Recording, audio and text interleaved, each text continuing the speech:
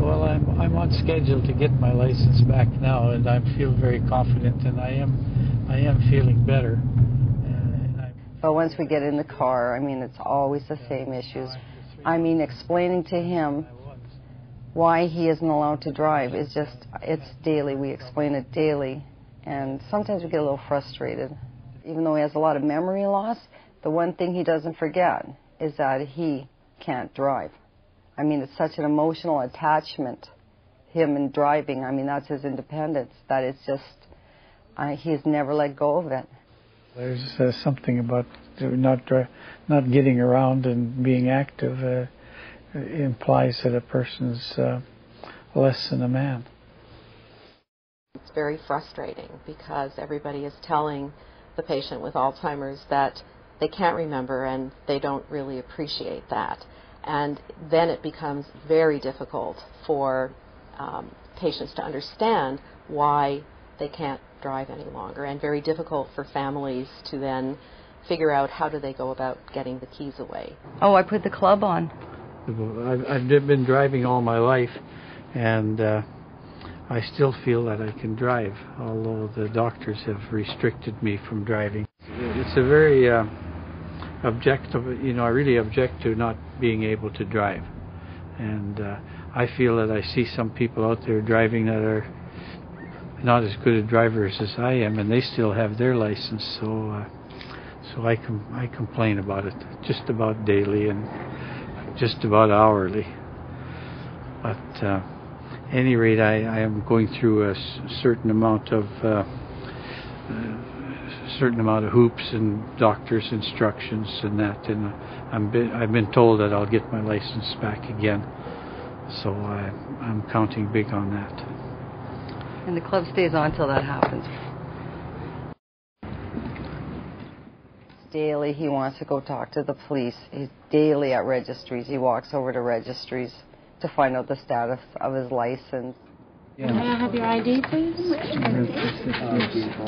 What status are you suspended? Or? Well, I think perhaps I've been suspended, but I'm just wondering. For what reason? For health reasons. Health reasons? All right. Yes. Can you tell me what your address is? Yes, you are. We can't do anything for you. You do have to contact license enforcement.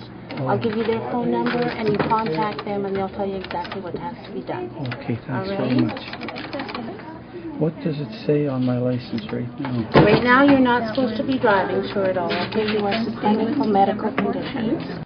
His family doctor is the one who actually, with all the doctors that my father has right now, I mean, I guess they've all just kind of decided to pull his license. So his family doctor is actually like the head guy that gets all the information. So my dad wants to go see Dr. Adams, that's his doctor, every day to find out if he, why he took his license away. And one of the things that I very much want back is my driver's license, but I do believe I have to have your recommendation and your thoughts on my ability to drive before I'll get it back. That's correct. So He's been doing this for the last probably 10 months. And he comes in about once a month, and so now he's starting to get that urge again to, I'm feeling better, I can do better. But when I talk with his family, he's not doing better. When I talk to his other doctors that take care of him, no, he's not doing better. But if I take away his hope, then I've just taken away his life. I know I'm improving each day, and that's why we have gone farther now in making sure that, because you continue to improve, that's why we've said, if you're still improving, the better way to do it is to make sure that you get to that plateau that you're, hey, I feel confident now, I feel like I can do something, and then try it. Yes, I agree with that, and I'm not going to go for the test even today because I don't have any pressing reason not to do it for a week or two, and I feel that I'm still improving each day. That's good. He's been given the diagnosis of a dementia. He's been told there's a lot of things that are going to happen. Some of them he remembers, some of them he doesn't, but he still has that, the last hope of, I want to have my freedom back. And right now he's accepting that he can't do that. And with that hope that he can. And so, yes, we'll have to face that sometime, but right now we've had it almost 9 months where we can allow him to still be happy with life.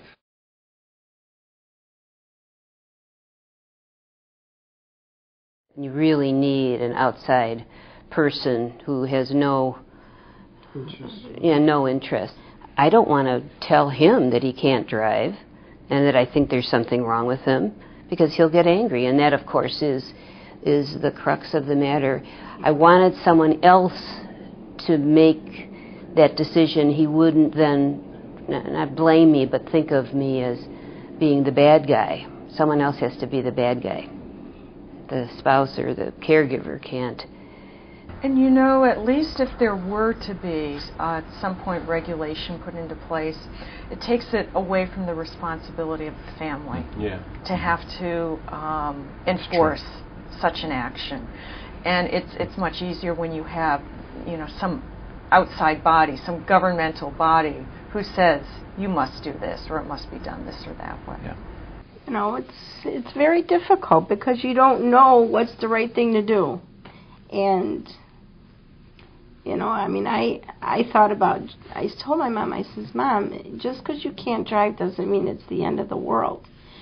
I felt bad for my mom, and I just felt that she didn't trust me. No. To help her to do the right thing. And I mean, I'm an only child, and I've been there for my mother all the time. I've helped her through many situations. And I said, Mom, you know, why would I want to hurt you? Why would I do this to hurt you?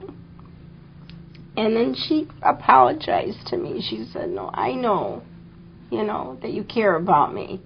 But she was hurt and angry, and of course, who do you take it out on? The person that's closest to you. So I just, it was very hard for me as well, because, you know, nobody likes to see their parent go through any difficult time. Maybe it's inconvenience for you to have to drive that person around if they are no longer able to drive. But just think of the life you may save by taking those keys away, hiding the keys, because it's going to happen no matter what. You will have to deal with this situation eventually. And again, nip it in the bud and take the keys away, go to the doctor, whatever it takes.